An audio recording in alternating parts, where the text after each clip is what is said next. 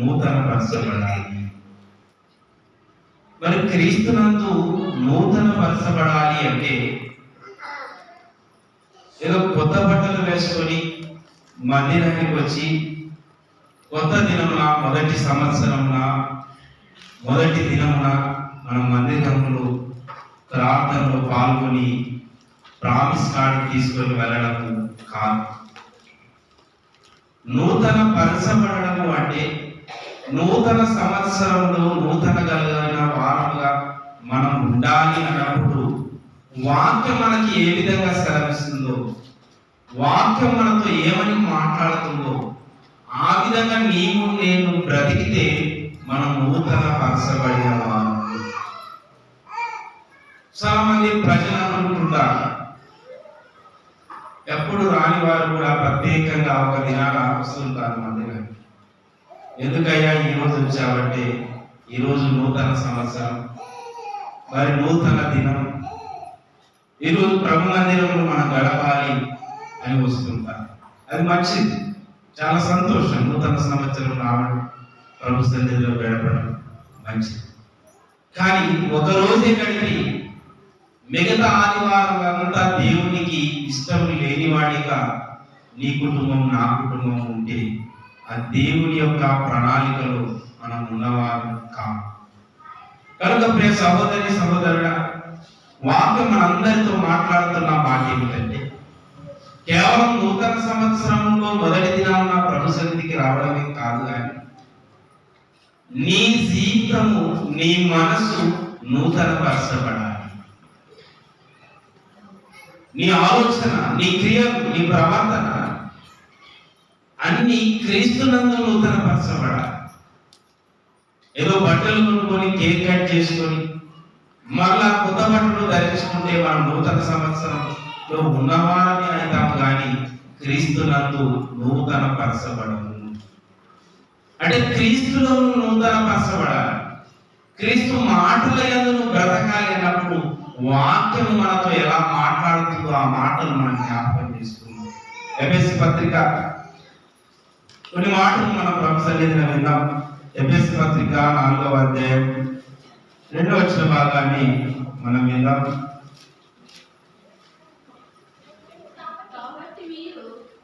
ఎఫెసీ పత్రిక 4వ అధ్యాయం 22వ వచన భాగాన్ని మనం చదువుకుందాం. కావున మునపటి ప్రవర్తనలో విషయమైతే మోసకరమైన దురాశల వలన చెడిపో మీ ప్రాచీన స్వభావమును వదులుకొని. చాలా మంచి మాట ప్రేమట దేవుని బిడ్డల, జాగ్రత్తగా వినాలి.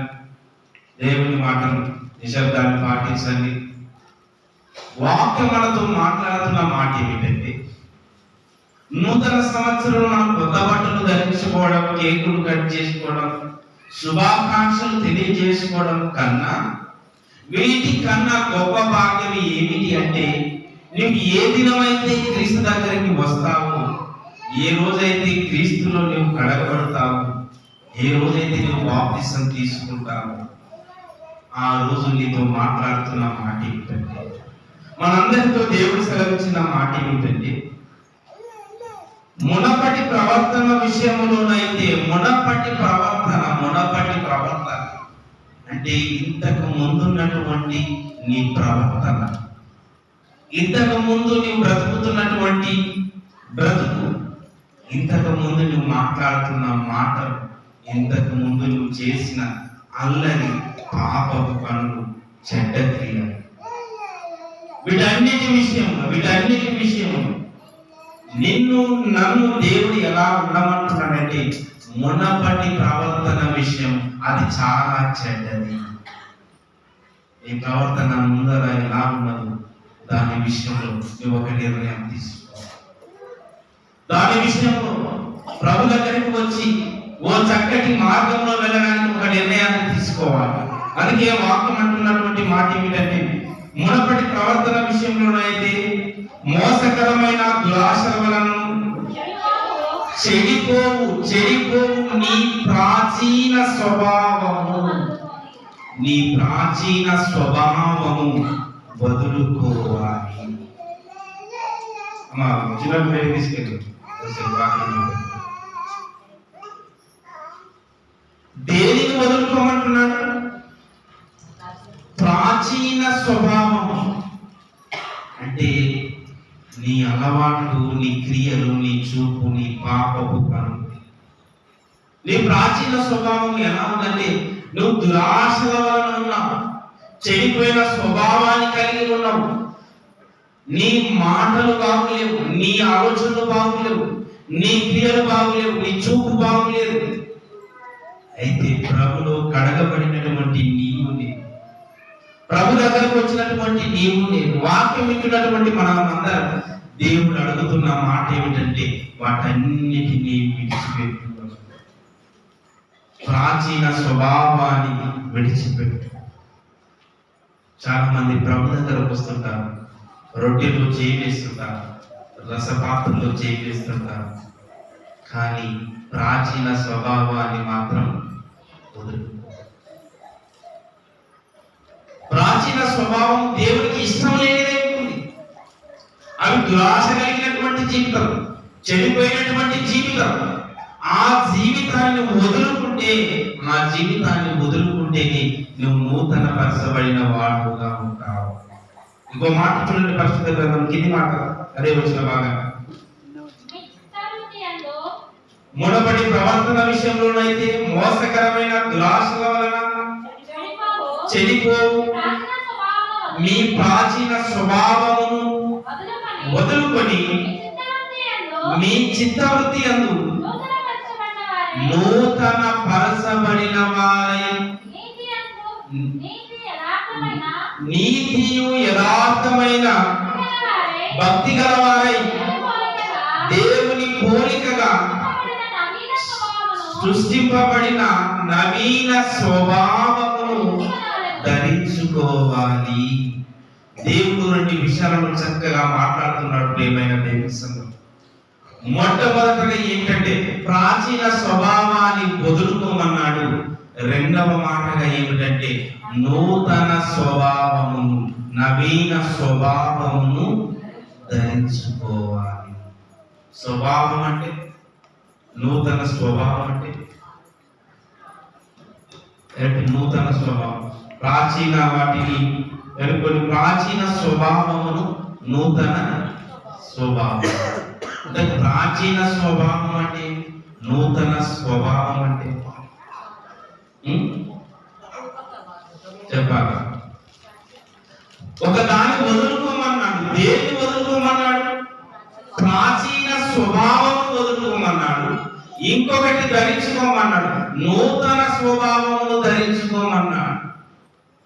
ఏ రోజైతే మనం ప్రభు దగ్గరికి వచ్చాము, ఏ రోజైతే మనం క్రీస్తుని విశ్వసించాము, ఏ రోజైతే నమ్మి మనం బాప్తిసం పొందాము, ఆ దినాన నీ జీవితంలో రెండు జరగాలి.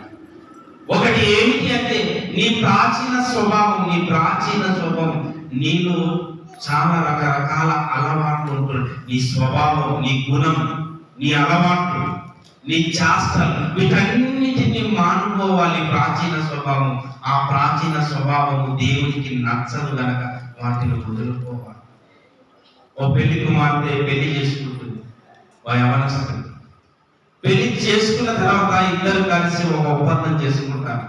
ఇక ఈ రోజు నుంచి నీవు నా ఇష్టం ఉన్నట్టు బ్రతకాలి, నేను నీ ఇష్టం ఉన్నట్టు బ్రతకాలి. ఒకవేళ గతంలో నువ్వు ఎలా బ్రతికావో నాకు తెలియదు. గతంలో నువ్వు ఎలా బ్రతికావు, మీ తల్లిదండ్రుల ఇష్టాన్ని బట్టి బ్రతికావేమో, నీ స్నేహితుల ఇష్టాన్ని బట్టి బ్రతికావేమో, నువ్వు ఎలా బ్రతికావేమో, కానీ ఈ దినాన నా ఇష్టం ఉన్నట్టు బ్రతకాలి, నేను నీ ఇష్టం ఉన్నట్టు బ్రతకాలి. దేవుని దగ్గరకు వచ్చినటువంటి మనం, బాప్తిసం పొందుకున్నటువంటి మనం, వాక్యం వింటున్నటువంటి మనమందరం కూడా ప్రాచీన స్వభావాన్ని వదులుకోవాలి. ఆ ప్రాచీన స్వభావం ఎలాంటిది అంటే దేవుడు కింది మాటలు చెబుతున్నాడు. 4వ వచనం, 5వ అధ్యాయం 4వ వచన భాగం.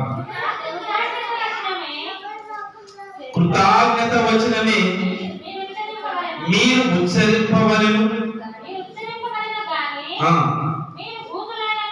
మీరు బూతులైనను పోకిరి మాటలైనను సరసోక్తులైనను వేటిని మాటలాడకూడదు అంటున్నారు.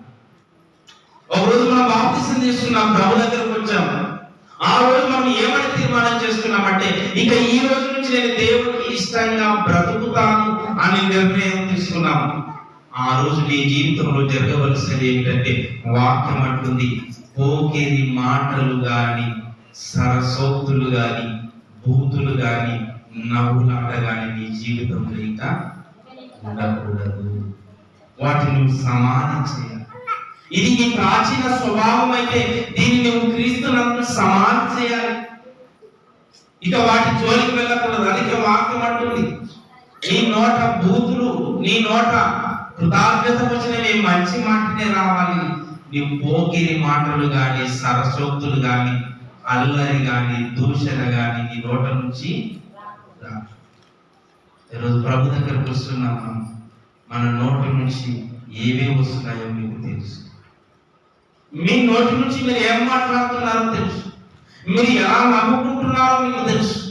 మనం ఎలా ఎవరి వెటకారం మాట్లాడతామో తెలుసు. మనం ఎలా జోకులు వేసుకుంటామో తెలుసు. ఎలా షెటర్లు వేసుకుంటామో మనకు తెలుసు. ఒకవేళ నువ్వు అలా ఉన్నావేమో, కానీ వాక్యం ఈరోజు మాట్లాడుతుంది, ప్రియ సహోదరి సహోదరుడా, బైబిల్ అంటున్న మాట, నీ ప్రాచీన స్వభావాన్ని వదులు. నీ ప్రాచీన స్వభావం అల్లరిని వదులుకో, దూషణను వదులుకో, నవ్వులాటను వదులుకో, పోకిరి చేష్టలను విడిచిపెట్టు. నీ నోట్ల నుంచి బూతులు రాకుండా కృతజ్ఞత వచనమే. మందిరానికి వస్తుంటాం చాలా మంది, కానీ మందిరానికి వచ్చే వారి నోరు అందరివి మంచివి. వాడు నోరు తెరిస్తే పూర్తిగా వస్తుంటాయి ఒకరినొకరి నోరు. పెద్దవారు ఉన్నారని, ఆడపిల్లలు ఉన్నారనుకున్నాడు, పిల్లలు ఉన్నారు ఏం మాట్లాడాలనుకున్నాడు. అది ఇంట్లో కానీ బయట కానీ సంఘంలో కానీ చర్చిలో కానీ నోటికి ఏది వస్తే అది మాట్లాడే స్వభావాన్ని కలిగి ఉంటారు. అందుకే ప్రియ సహోదరి సహోదరుడా, దేవుడు వాక్యం ద్వారా మాట్లాడుతున్న మాట ఏమిటంటే, నువ్వు మారినావు, బాప్తిసం తీసుకున్నావు అంటే నీలో ఉన్నటువంటి ప్రాచీన స్వభావాన్ని నువ్వు తీసివేసుకోవాలి. అల్లరి పోకిరి చేస్తారు, బూతులు, ఇంకా చాలా మాట్లాడుతున్నటువంటి కింద చదువుకున్నాం. వ్యభిచారి అయినను, అపవిత్రుడైనను, విగ్రహారాధికుడైనను, లోబి అయినను, ఎవడి క్రీస్తు యొక్కయు దేవుని యొక్కయు రాజమునకు వారసుడు కాడు అంటున్నాడు. ఒకవేళ నువ్వు అల్లరితో ఉన్నా, సరసోక్తులు మాట్లాడినా, బూతులు మాట్లాడినా, పోకిరి చేష్టలైనా, ఎవరి విగ్రహారాధికుడు అయినా, జాగ్రత్తం కలిగిన వాడమైనా, కామత్వం కలిగిన వాడమైనా, మనందరినీ దేవుడు అన్న మాట ఏమిటంటే, నువ్వు దేవుని రాజ్యానికి వారసుడవు కాదు. నీ జీవితంలో అల్లరి ఉండకూడదు, నీ జీవితంలో బూతులు ఉండకూడదు, నీ జీవితంలో సరసోక్తులు ఉండకూడదు, నవ్వులాటలు ఉండకూడదు. ఇవే కాదు వాక్యం అంటుంది. ఏమంటున్నారు? వ్యభిచారి అయినను, అపవిత్రుడైనను, విగ్రహారాధన. వ్యభిచారి అంటే తెలుసు మీకు, వ్యభిచారి విగ్రహారాధన, విగ్రహాన్ని ఆరాధించేవాడు, విగ్రహాన్ని మొక్కేవాడు క్రైస్తవుడుగా ఉండకూడదు. లోబి, ఇంకొక మాట కదా, లోబి అయిన వాడు కూడా దేవుని రాజ్యానికి వారసుడు కాదు. అంటే మరి వారసులు కావాలి అంటే మనం ఏం చేయాలి? వీటన్నిటిని వదులుకోవాలి, వీటన్నిటిని వదులుకోవాలి. అందుకే ఇవన్నీ ప్రాచీన స్వభావం. వీటన్నిటిని విడిచిపెట్టుకోవాలి. సరసోక్తులు నీ దగ్గర ఉండకూడదు, బూతులు ఉండకూడదు, వ్యభిచారం ఉండకూడదు, అపవిత్రత ఉండకూడదు. లోబితనం అంటే పిసినారితనం. ఇల్లు లక్షలు పెట్టి కట్టుకుంటాడు, కానీ దేవుని సంఘానికి మాత్రం ₹1 కూడా ఇవ్వడు. ఒకడు అంగు ఆర్భాటాలు చేస్తాడు, కానీ సేవకు మాత్రం ₹10 కూడా ఇవ్వడు. లోబి, పిసినారి కూడా దేవుని రాజ్యానికి వారసుడు కాడు. వాక్యం అంటారు. లోబి అంటే పిసినారి, దాచుకునేవాడు, దేవునికి ఇవ్వకుండా, సేవకునికి ఇవ్వకుండా, సంఘానికి ఇవ్వకుండా దాచుకునేవాడు ఉంటాడు. వాడు కూడా పరలోక రాజ్యానికి వారసుడు. లక్షలు లక్షలు పెట్టి పెళ్లి చేస్తుంటాడు.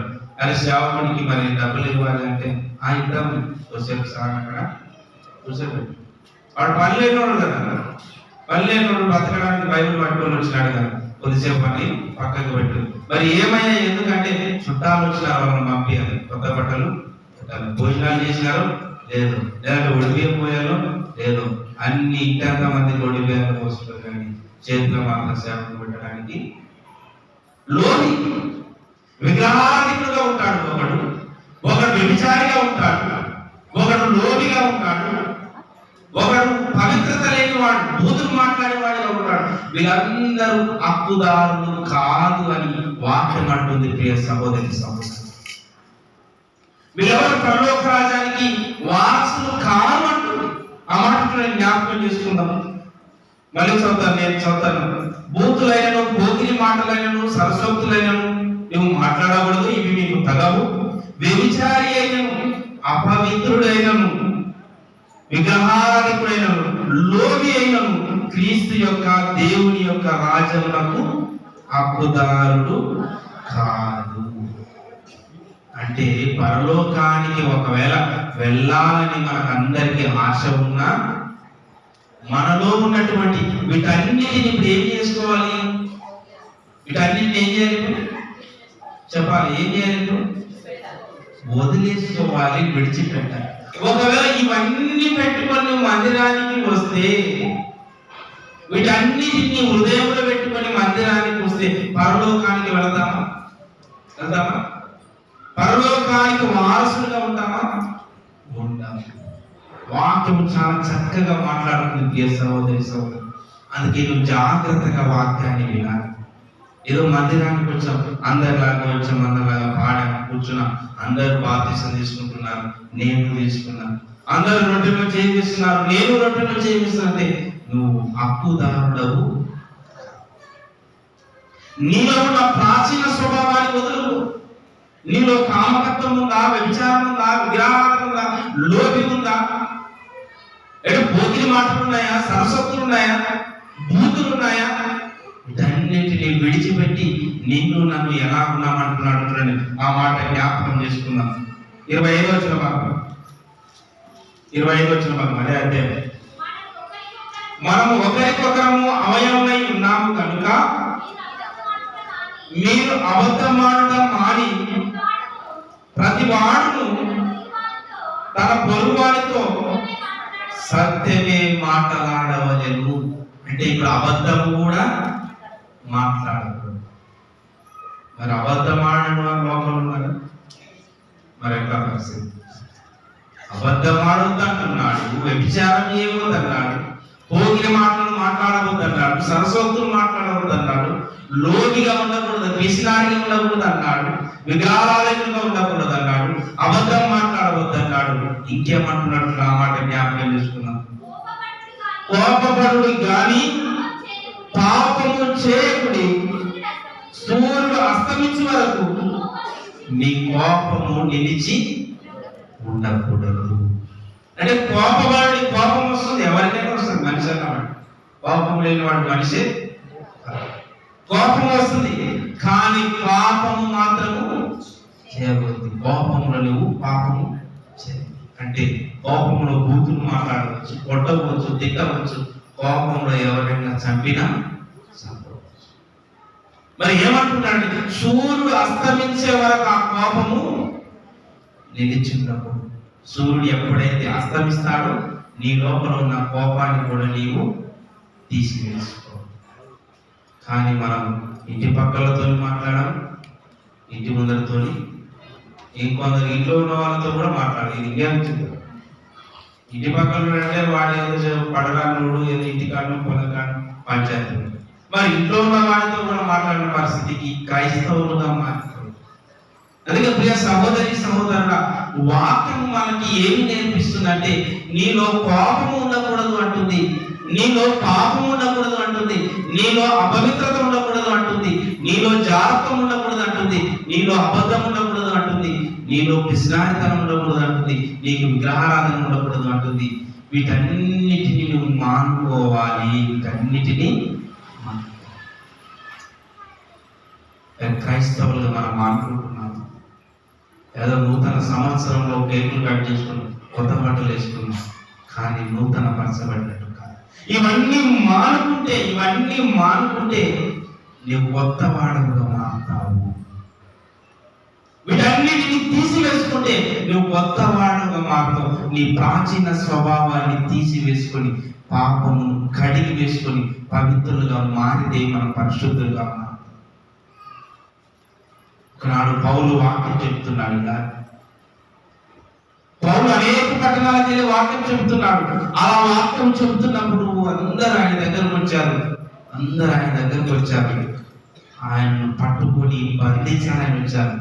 ఆయన పట్టుకున్నారు, బంధించారు. ఆనాటి రాజుల దగ్గరికి తీసుకెళ్ళి అప్పుడు ఆయన కొడుతున్నారు, తిడుతున్నారు. ఏంటి నువ్వెవరు, ఎక్కడి వాడు, ఎందుకు వచ్చావని ప్రశ్నించారు. నువ్వెవరు, ఎక్కడి వాడు, ఎందుకు ఈ మార్గంలో ఇంతమందిని వాక్యం వైపు నడుపుతున్నావు, ఇంతమందిని ఎందుకు వాక్యం చెప్పి మారుస్తున్నావు, నువ్వు వేదాలను సృష్టిస్తున్నావు, ధర్మశాస్త్రానికి వ్యతిరేకంగా మాట్లాడుతున్నావు, ఎవరో క్రీస్తు బోధను కొత్తగా ప్రవేశపెడుతున్నావు, ఇంతటి నువ్వెవరు అని అందరూ ఆయన పట్టుకున్నారు, కొట్టారు, కొరడాలతో పెట్టారు. చివరికి రాజు దగ్గరికి తీసుకెళ్ళారు. రాజు దగ్గరికి తీసుకెళ్ళిన తర్వాత ఇప్పుడు ఆయన అన్న మాట ఏమిటంటే, ఒకప్పుడు నా పాత జీవితం చాలా భయంకరంగా, ఇంతకు నీ పాత జీవితం ఎలా ఉంది, నువ్వు ఎలా ఉన్నావు, ఇంతకు నువ్వెవరు, ఏం చేశావు అని అడిగినప్పుడు నువ్వు చెప్తున్నాడు. అండి అపోస్తల కార్యం 22వ అధ్యాయం 4వ భాగాన్ని చదువుకుందాం. ఈ మార్గంలో ఉన్న పురుషులను స్త్రీలను బంధించి పౌలు ఎలా ఉన్నాడంటే, అంతకంటే ముందు సౌలుగా ఉన్నప్పుడు ఎలా ఉన్నాడు అంటే, ఈ మార్గంలో ఉన్నటువంటి పురుషులను స్త్రీలను బంధించి చెరసాలలో వేయించుచు మరణము వరకు హింసించుచున్నాడు. అంటే మరణించే వరకు కొడుతూనే ఉన్నాడు, ఇలా చంపుతూనే. ఎవరైనా చెప్పాలి, ఎవరైనా సౌలు అనేటువంటి ఆయన ఏం చేశాడు అంటే, ఎవరైతే ప్రభు మాటలు వింటున్నారో, ఎవరైతే బాప్తిసం పొందుతున్నారో, ఎవరైతే రక్షణ పొందుతున్నారో, ఎవరైతే దేవునికి ఇష్టంగా బ్రతుకుతున్నారో వాళ్ళందరినీ, స్త్రీలను పురుషులను అందరినీ పట్టుకొని బంధించి చచ్చేంత వరకు హింసించేవాడు. వీడింతకు మంచివాడా చెడ్డవాడా? సమాజం ఏమంటది? మంచివాడా చెడ్డవాడు? కొడుతున్నారు, తిరుగుతున్నారు, హింసిస్తున్నారు, చివరికి చంపుతున్నారు. అంత మాత్రమే కాదు, ఇంకా ఒక పట్టణంలో ప్రభుని నమ్మిన వారు ఉన్నారని తెలుసుకొని అక్కడికి కూడా వెళ్ళి చంపడానికి చూస్తున్నారు. యెరూషలేములో కొందరిని ప్రేమిస్తున్నాడు, యెరూషలేములో కొందరిని చంపుతున్నాడు, యెరూషలేములో కొందరిని హింసిస్తున్నాడు. మరలా దమస్కా పట్టణానికి వెళ్ళాలి. మరలా దమస్కాలు పట్టణంలో కూడా ఎవరో ప్రభుని నమ్మిన వారు ఉన్నారట. అక్కడికి వెళ్ళి అక్కడ ఉన్న స్త్రీలను పురుషులను కూడా కొట్టాలి, హింసించాలి, వాళ్ళని చంపేయాలని కక్ష కట్టుకొని, క్రీస్తు మీద కక్ష కట్టుకొని ప్రయాణమై వెళ్ళిపోతున్నాడు గుర్రాలకి. చంపడానికి వెళ్తున్నాడు. అంటే ఎంత భయంకరమైన స్థితిలో ఉన్నాడు చూడండి సౌలు. ఎంత భయంకరమైన స్థితిలో ఉన్నాడు చూడండి. మనుషులను చంపే స్థితిలో ఉన్నాడు, మనుషులను కొడుతున్నాడు, హింసిస్తున్నాడు. ఎంత భయంకరమైన స్థితి. ఆ మాట చూడండి, స్త్రీలను బంధించి చెరసాలలో వేయించుచు మరణము వరకు హింసించి తిని మరణము వరకు మరణించేంత వరకు ఎవ్వరు నేను విడిచిపెట్టలేదు. చచ్చిపోతే గాని సౌలికి ఆనందం, చస్తే గాని ఆనందం. అంటే మనుషులని ఎంత కఠినంగా క్రూరంగా చంపుతున్నారు చూడండి. ఆ రోజులో ప్రభుని నమ్మిన వారికి చాలా ఘోరంగా హింస పెట్టారు. స్టెఫెనీ వాక్యం చెప్పడానికి వెళితే ప్రజలందరూ కలిసి రాళ్లతో కొట్టి చంపారు. యాకోబును ఖడ్గంతో చంపేశారు. ఒక ముద్దును కోసినట్టుగా రంభాలతో కోసేశారు. ఇంత భయంకరమైనటువంటి స్థితిలో ఆనాడు దేవుని నమ్మిన వారు నిలబడ్డారు ప్రభు. ఈ దినాన కూడా నీవు నేను ఎంత కష్టం వచ్చినా మనం నిలబడాలి. సహోదరి సహోదరు, బాప్తిసం తీసుకున్న వారు ప్రత్యేకంగా ఈ దినాన 11 మంది బాప్తిసం తీసుకున్నారు. నిజంగా ఇది గొప్ప కార్యం. వారందరిని బట్టి గట్టిగా మనం చప్పట్లు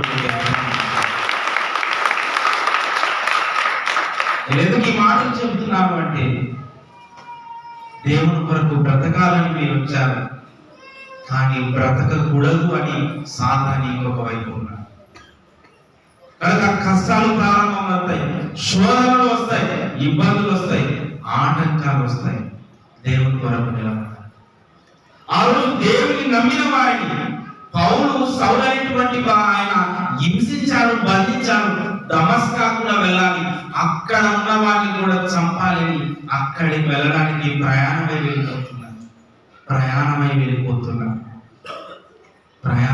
వెళుతున్నటువంటి అతన్ని ఒకరోజు వెళుతున్నటువంటి మార్గపు మధ్యలో ఏం జరిగిందంటే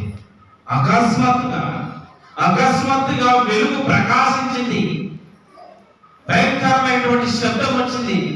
ఆ రోజు సౌలు అన్నాడు, అసలు ఇంతకి నీవెవరు అని సౌలు మాట్లాడాడు.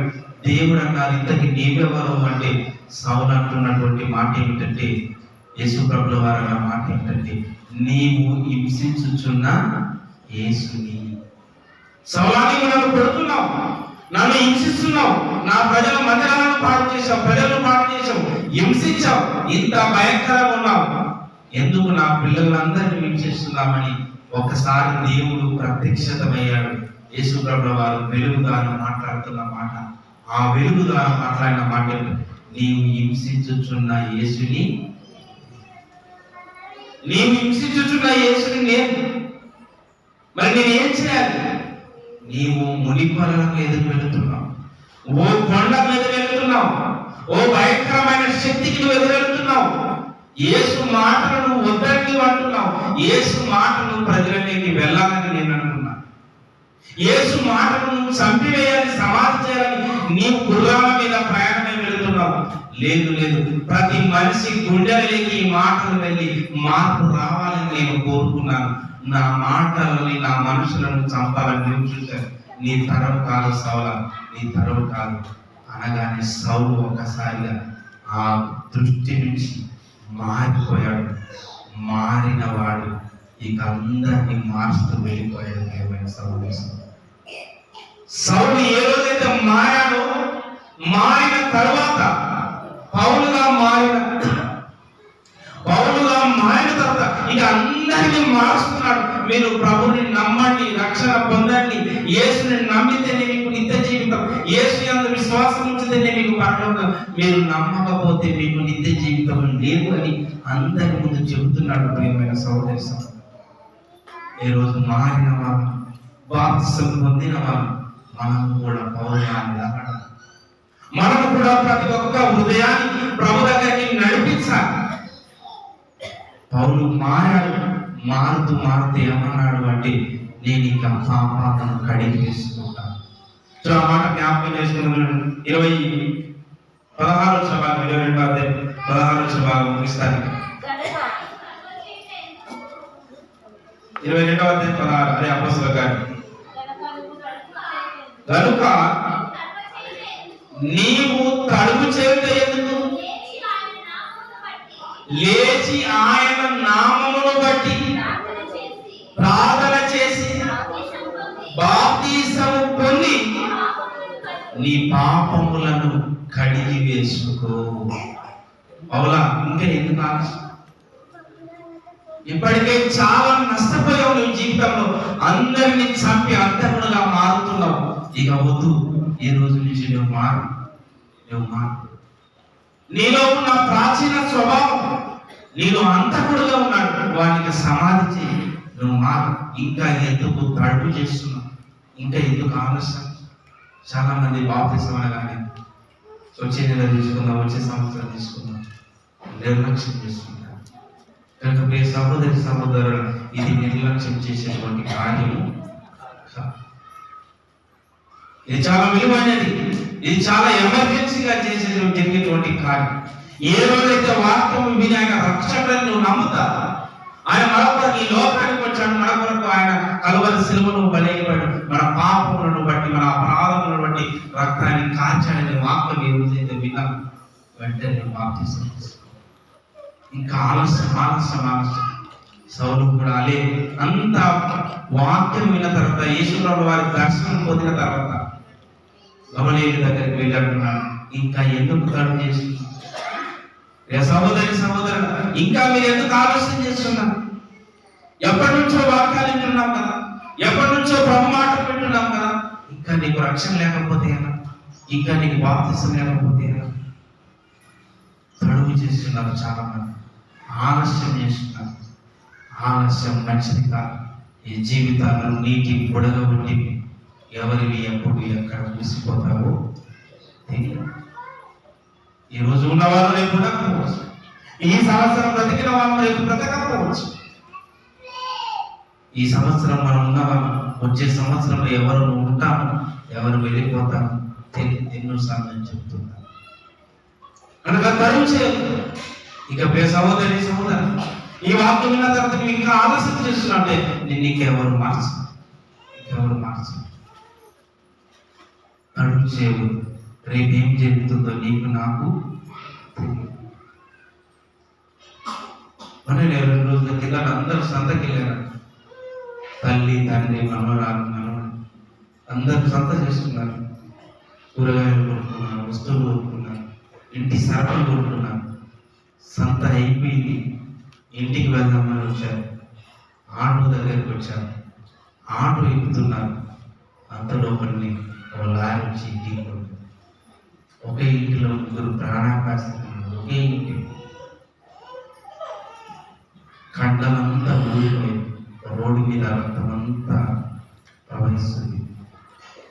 ఆటో ఎక్కి ఊరికి వెళదాం అనుకున్నారు, ఆటో ఎక్కి ప్రాణాలు కోల్పోయారు. జీవితం ఎలా మారిపోయింది. కనుక ప్రియ సహోదరుల, వాక్యాన్ని ఎప్పుడు నిర్లక్ష్యం చేయదు. ఒకవేళ నువ్వు బాప్తిసం పొందితే, ప్రభు చెప్పినట్టుగా నీ ప్రాచీన స్వభావాన్ని వదులుకుంటే, ప్రాచీన స్వభావాన్ని అన్నిటిని నువ్వు తీసివేసుకుంటే, ఆయన రాజానికి హక్కుదారుడుగా ఉంటావు. అందుకే నువ్వు ఇంకా ఆలోచన చేస్తే నువ్వు పరలోకాన్ని కోల్పోతావు. నువ్వు సహోదరుడు యవనస్తుల వృద్ధాపంలో వారికి ఎవరైనా కావచ్చు, దినములు చెడ్డవి సమయంలో పోని ఒక సద్వినియోగం చేసుకోమన్నది. ఇందుకి సమయాన్ని పోనీయవద్దు. వాక్యం ఉన్నప్పుడు నీ హృదయం కదిలించబడితే, స్వతహాగా నీ ఇష్టం ఉన్నట్టుగా నీ ఆలోచన బట్టి నేను మారుతాను అంటే నువ్వు సిద్ధపడి నీ కొరకు సంఘం బాప్తిసం ఏర్పాటు చేసుకో. మారిన నీవు ప్రభు కొరకు బ్రతకాలి. సౌలుతో అంటున్నారు, ఇంకా ఎందుకు ఆలోచన చేస్తున్నావు? ఇప్పటికే ఆలస్యమైంది, ఇప్పటికే మనసులో తప్పావు, ఇప్పటికే నవ్వులాడావు, ఇప్పటికే నువ్వు ఎన్నెన్నో చేయాలని పనులని చేశావు. ఇంకేం చేస్తావు? వాడు బాప్తిసం తీసుకుంటే అప్పుడే నా బ్రదర్, ఇంకా చాలా మంది చేసేదాన్ని, ఇంకా చాలా మంది తినాలి, తాగాలి, సుఖించాలి, వ్యభిచరించాలి, ఇష్టం ఉన్నట్టుగా తిరగాలి.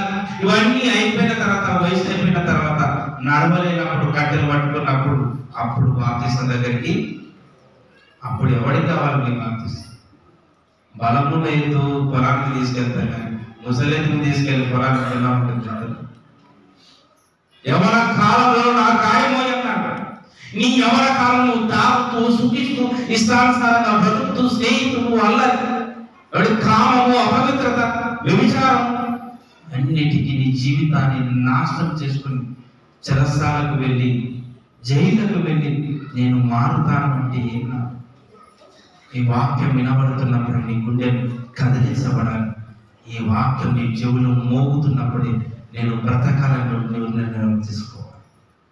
పౌలన్న మాట ఏమిటంటే, ఇక నేను ఆలస్యం చేయను, ఇక ఆలస్యం చేయను. లేచి మందిరానికి వెళ్ళాడు, ప్రార్థించుకున్నాడు, ఓ సేవకుడి దగ్గరికి వెళ్ళాడు, బాప్తిసం తీసుకున్నాడు. ఇక ఆ రోజు నుంచి వెనక్కి వెళ్ళలేదు. ప్రియమైన సహోదరులు, ఇక వెనక్కి వెళ్ళలేదు.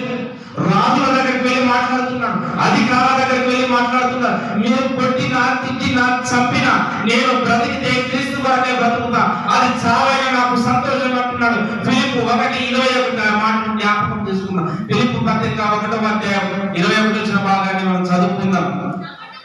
నా మట్టుకైతే బ్రతుకుట క్రీస్తే, చావైతే నాకు లాభం అంటున్నాడు. ఒకవేళ ఈ పోరాటంలో నేను చచ్చినా అది నాకు లాభంగా మారుతుంది, కానీ నేను క్రీస్తుని విడిచి వేరే దారికి వెళ్ళను, వేరే వైపు వెళ్ళను. నేను బ్రతికితే క్రీస్తు కొరకే బ్రతుకుతా, చస్తే కూడా క్రీస్తు కొరకే చస్తా. అది రాజులైనా అధికారులైనా గనులైనా గొప్పవారైనా ఎంతటి వారైనా పౌలును చంపాలని చూశారు, పట్టుకున్నారు, బంధించారు, రాజు దగ్గర నిలబెట్టారు. ఏంటి పౌలా, నీకు పిచ్చెక్కిందా? చావడానికి వెళ్తున్నా, నీకు పిచ్చి పట్టిందా? లేదు లేదు లేదు, నా ప్రభు కొరకు నేను చేస్తాను. నన్ను కొరడాలతో కొట్టినా నేను చావడానికి సిద్ధంగా. ఒకటి తక్కువ 40 దెబ్బలతో 5 కొరడా దెబ్బలు కొట్టారు పౌలును. ఒక్కొక్క కొరడాను కొడుతుంటే చర్మం అంతా వలిసిపోయి రక్తం అంతా కారిపోయి, ఒకటి తక్కువ 40 దెబ్బలు కొట్టిన ప్రతిసారి 40 దెబ్బలు కొట్టారు. యేసుని విడిచిపెట్టన్నారు, లేదు. కొరడా కొట్టిన, చర్మము ఊసించిన, ఆకాశానికి భూమికి తలకిందుగా వేలాడ తీసిన, చంపిన, నేను ప్రభుని విడవను, నా పాత జీవితం వైపు నేను ఇక వెళ్ళమన్నాను. అవును, జీవితాన్ని చదువుతున్నప్పుడు నిజంగా కళ్ళ నుంచి నీరు వస్తుంది. ప్రేమ దేవుడు, దేవుడు అంటే ఇంత పిచ్చి ఆలోచన, దేవుడు అంటే ఇంత అభిమానం, దేవుడు అంటే ఇంత ప్రాణాలు, ఇంత పిచ్చ మనుషులు. ఎందుకంటే పరలోకం ఉంది. ప్రేమైన దేవుడు, మన కొరకు పరలోకంలో మన రక్షకుడైన యేసుక్రీస్తు వారు ఎదురు చూస్తున్నారు. ఎవరైతే నమ్మి బాప్తిసం పొందారో వారు రక్షింపబడతారు. ఆ రక్షణ స్థలాలను సిద్ధపరచడానికి ఆయన పరలోకానికి వెళ్ళారు. అక్కడికి నుంచి మన కొరకు ఎదురు చూస్తున్నారు. ఎవరు వస్తారు మన కొరకు మరలా తిరిగి రాబోతున్నారు. ఈ లోకంలో ఏముంది చెప్పండి?